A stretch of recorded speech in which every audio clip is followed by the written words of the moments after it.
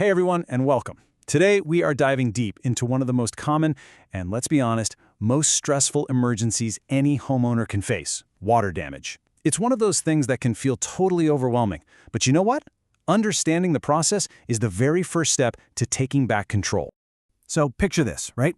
You walk into your basement or your laundry room, and there's a puddle that's quickly turning into a pond. That feeling of panic just sinks in.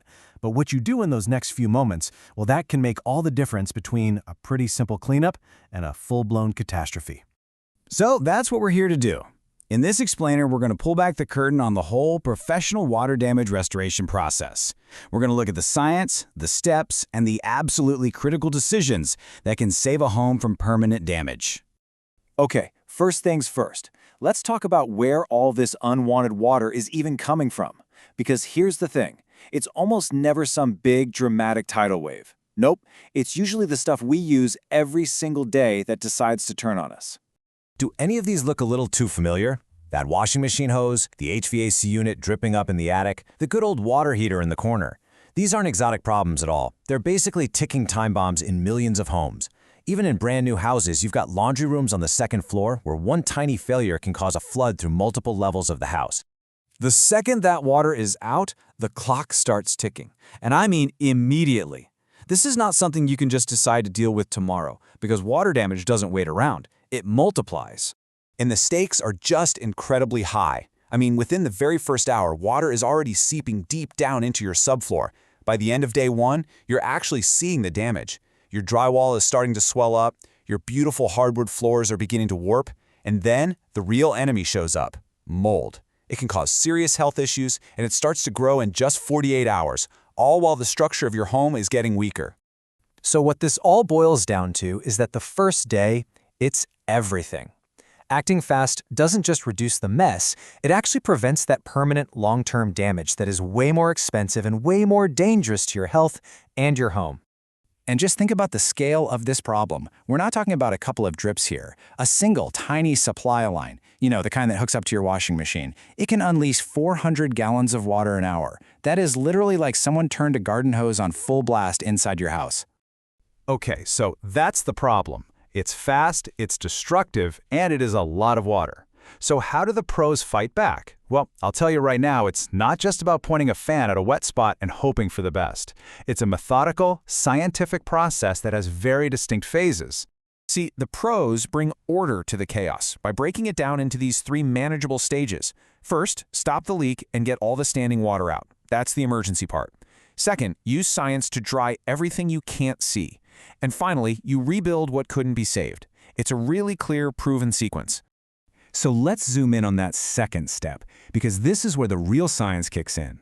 Structural drawing isn't just about making things feel dry to the touch.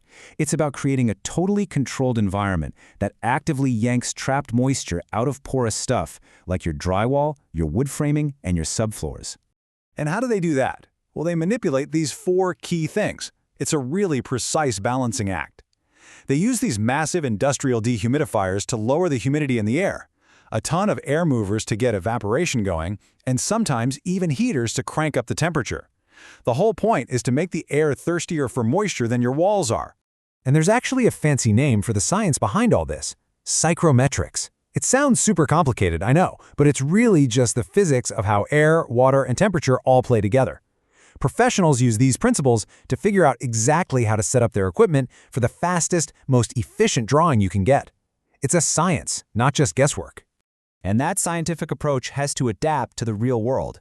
For example, trying to dry out a house in a really humid place like North Carolina is way harder than doing it in a dry climate like Denver. The outside air is already soaked, so the pros have to account for that, and it might mean drying takes 20% longer just to get the job done right. All right, so once the structure is scientifically proven to be dry, and I mean only then, can the final and, let's face it, most visible phase begin: putting your home back together.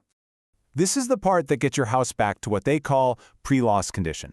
It means replacing materials that were too far gone, like soggy drywall, and perfectly matching things like paint colors and textures so you'd never, ever know a disaster even happened. And here's something that is absolutely critical. They don't guess when it's dry enough. They use these special calibrated moisture meters to take readings from the wood, the concrete, the drywall. Rebuilding only starts when the data says it's safe. Because if you rush this step, that's how you end up with hidden mold, which can cause huge problems for your health and your home months down the road. So now that we've kind of demystified the whole process, let's talk about what this all means for you. Because in an emergency like this, knowing what to do and who to call is your most powerful tool. First up, insurance. And you're going to want to listen closely here because this is so important. Your standard policy will cover sudden and accidental damage, so a pipe that bursts or a washing machine hose that just lets go. What they typically do not cover is gradual damage. You know, that slow leak under the sink you've been meaning to fix or problems that come from not maintaining things. Understanding that difference before you ever need to make a claim can save you a world of hurt. And if you do need to call a pro, what should you be looking for? Here's your checklist. You need to demand a fast response time because every single minute counts. Make sure their technicians are ICRC certified. That's the gold standard in the industry. They should be using modern tech, like thermal cameras to find hidden moisture. And finally, you want a team that communicates clearly and will work directly with your insurance company to make your life a whole lot easier. And this quote right here, it really just says it all. The goal of a good professional isn't just to dry your house, it's to stop the panic. When you have a clear plan explained to you by a competent expert, that feeling of being completely overwhelmed, it starts to fade away, and fast. So, we've walked through the chaos, the science, and the recovery. The immediate crisis might be over, but this whole experience leaves us with one crucial question. Your home might be dry right now, but is it prepared? Because it's not just about recovering from the last disaster, it's about getting ready for the next one. Thanks for joining us.